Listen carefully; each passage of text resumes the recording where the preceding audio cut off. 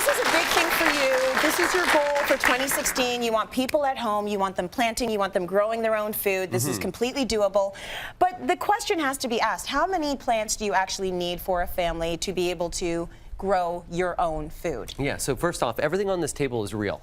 It's all real. There are no permanent botanicals There's here? no permanent botanical. No? Nothing has Botox either.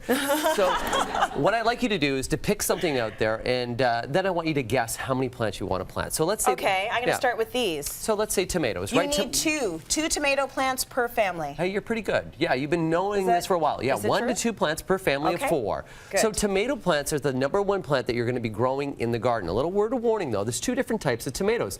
There's dwarf variety tomatoes, which are bush type, and then there's vine type tomatoes. Those vine type tomatoes will put on a lot of tomatoes. And what you really want to make sure is that you're picking the right one for the right space as well. We're going to talk a little bit about space later on. Pick another plant as well. Why don't we go with these, the snap peas? Oh, just take a bite. Take a bite. No, You know what? Well, you're not big on washing your produce, are you? I did. I washed. Did you? Yeah, I washed. Oh, good. He doesn't always. You got to check. Well, I do. Yeah. So the snap peas. I don't know. So you can do about 4 plants for a family for 4. 4 to 8 plants for a family of 4. Okay. Of course, what it matters is how much you enjoy eating them. Right. So let's say that you're avid, and I know with snap peas, as soon as your kids start to pick those off the vine, they're going to be there all the time. Yeah, they'll love So it. of course you're going to adjust based upon your food. So let's say, for instance, we do kale over here. Yeah. And let's say that you're somebody that's using a lot of kale and kale smoothies and things like that.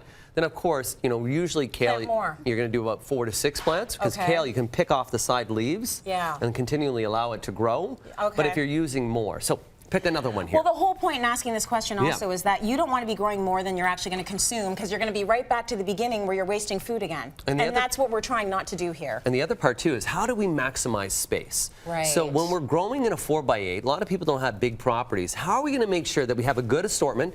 Everything on this table you can grow. There's no problems with that.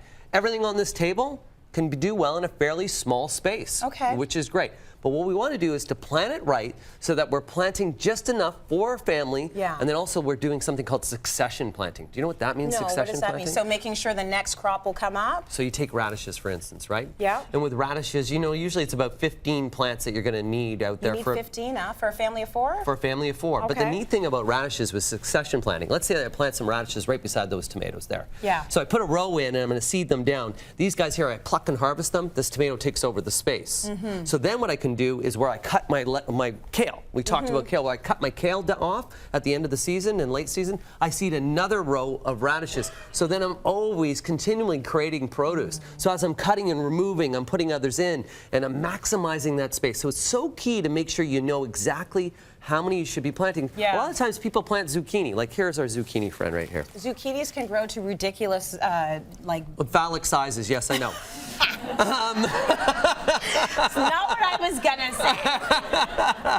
say. But zucchini is a plant that will produce a ton of zucchinis. There's a reason why in the summer everybody's giving you zucchini loaf. Right. That's right. Like, everybody out there is trying to push zucchini. I've had enough of zucchini. Yeah, so this is one that you only need 1 plant. You only need 1 plant. For a family of 4. Okay, well, with raspberries, I would say like maybe 2 plants. Raspberries, big caution with raspberries, right? They grow a lot. Yeah, they do. So with the raspberries, 1 to 2 plants, even 1 plant, they're a cane. So every year that cane's going to grow more and more and more and more and more. So you want to be very cautious. There's some plants out there that you don't want to really, if you have a small space, maybe not such a good idea that you should be growing. Also, those, I mean, you can't keep them for very long as well. So you don't want to be growing that many of them, right? Oh, yeah. You can just, that's something that you want to harvest ripe on the vine. You just harvest it. Okay.